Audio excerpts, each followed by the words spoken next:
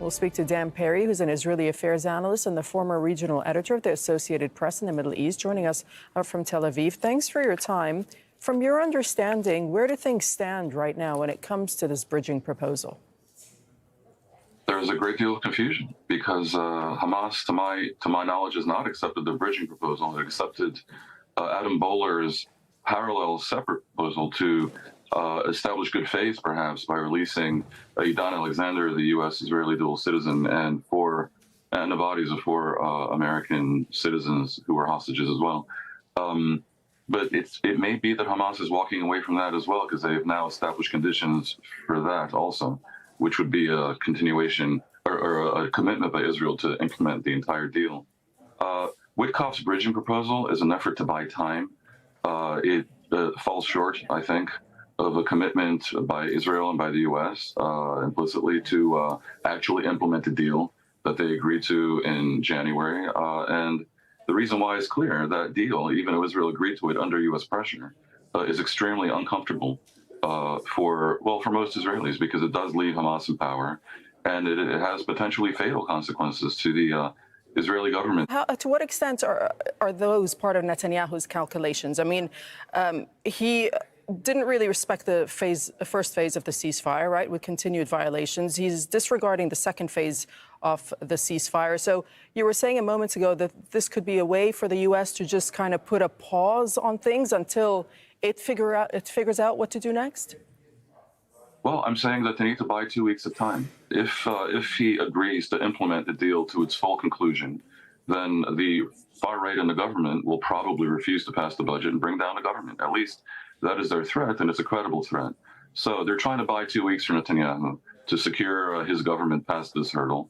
And at that point, maybe other things become possible. But there will always be the threat of the far right to bring him down if he implements the deal.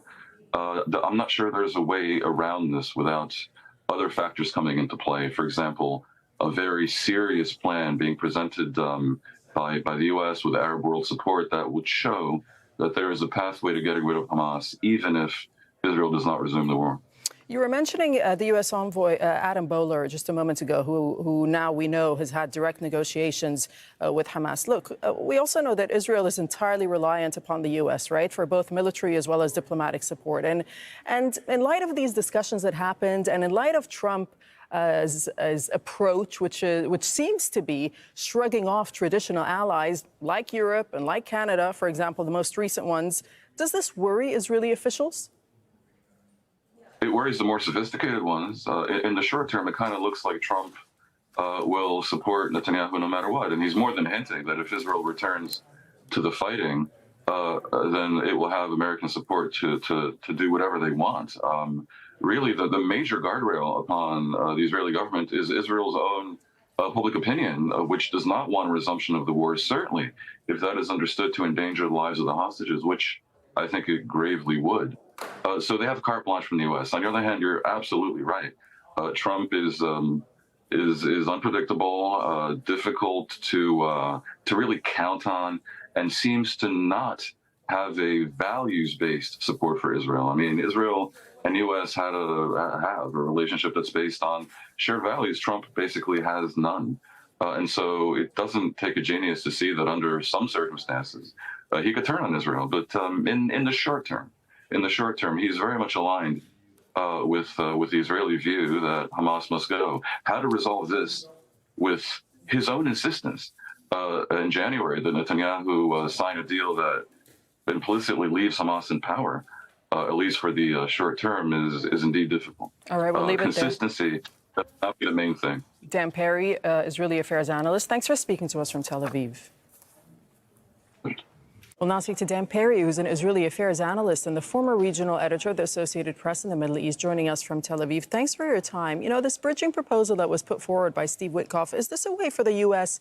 to just kind of put a pause on things in an attempt to contain the situation, as they know that Netanyahu ultimately does not want to put an end to the war, because that may ultimately signal the end of his coalition and possibly his career? Yeah, it is a way to buy time, basically. The deal that Israel signed a little bit under duress, under pressure from Trump himself, would have had by now both sides well into the second stage, the conclusion of which would return all the hostages, but also end the war with Hamas implicitly remaining in power.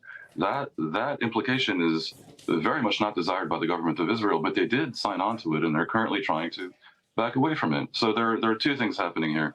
The Witkoff proposal would extend the first phase, which is a change to the original agreement, enable Netanyahu to show that he continues to get back hostages, admittedly piecemeal, which is frustrating to the Israeli people, but at least they're getting some back, without forcing him to implement the second stage, which would put his government in grave danger. The bigger picture is that beyond the specifics of the ceasefire, there's a wider strategic landscape whereby there is tremendous support in Israel for some sort of arrangement that removes Hamas from power. And I believe that would also probably be to the benefit of the Palestinians themselves. But that was not directly addressed in the deal. So we have the deal for what it's worth, which is relatively little now that the U.S. itself seems to be essentially backing away from it, versus the bigger strategic picture. What about the pressure that's being put on some of the captive families in Israel?